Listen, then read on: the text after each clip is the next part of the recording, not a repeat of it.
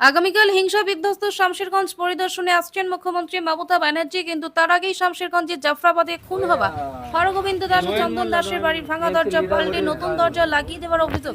এই ঘটনায় সোমবার সকালে ব্যাপক চাঞ্চল্য ছড়ায় এলাকা জুড়ে।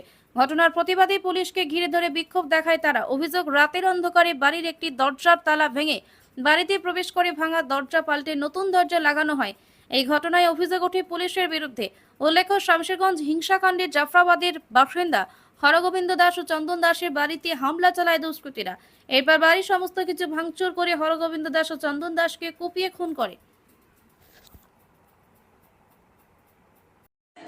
তুই একটু দাঁড়াও, একটু দাঁড়াও, একটু এদিকে দাঁড়াও, দাঁড়াও, হ্যাঁ বলো।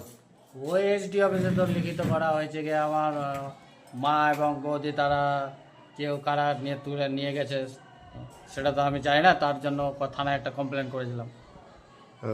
তুই জানতি কিনা আগে? না হ্যাঁ, না, তো থানাতে কমপ্লেন করতে কে বলেছিল? পুলিশেরা বলে একটা কমপ্লেন করতে হবে। ওটা তুই নিজের কানে করেছিলি না জবরদস্তি বলে এলো?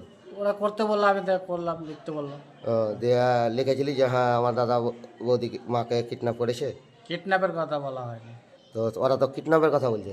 না, কিডন্যাপের কথা বলা হয়। তাহলে কিসের কথা বলে এলি? ওই যে বাড়িতে ওরা নিয়ে গেছে এখান থেকে, সেটা কেউ জানতো না? গ্রামে বাপন টাপন কেউ জানতো না? জানতো তারা, তখন সে মুহূর্তে নাম জানেনি, ভাই জানি, পরে নাম জানাজানি হয়। পরে তুই জানতে পারলি যে নিয়ে কোনো লোক, ভালো লোক নিয়ে গেছে? হ্যাঁ, হ্যাঁ, তো তো নিয়ে গেছে, তো কোনো অসুবিধা আছে?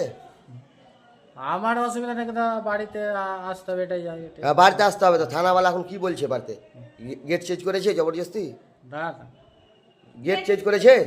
গেট চেঞ্জ করেছে, ঘরে তালা ভেঙেছে, হ্যাঁ। তালা ভেঙে হাকসল গুলো ওই বাইরের গেটে লাগিয়েছে, হ্যাঁ, এইগুলো করেছে, আমাদেরকে না হ্যাঁ। জানি। তো রাতে কোথায় ছিলি? রাত্রে আমার জেঠুর ছেলের বাড়িতে ছিলাম। তো এগুলা তুই জানিস না কিছু? না, এগুলো কিছু জানি না। ঠিক আছে।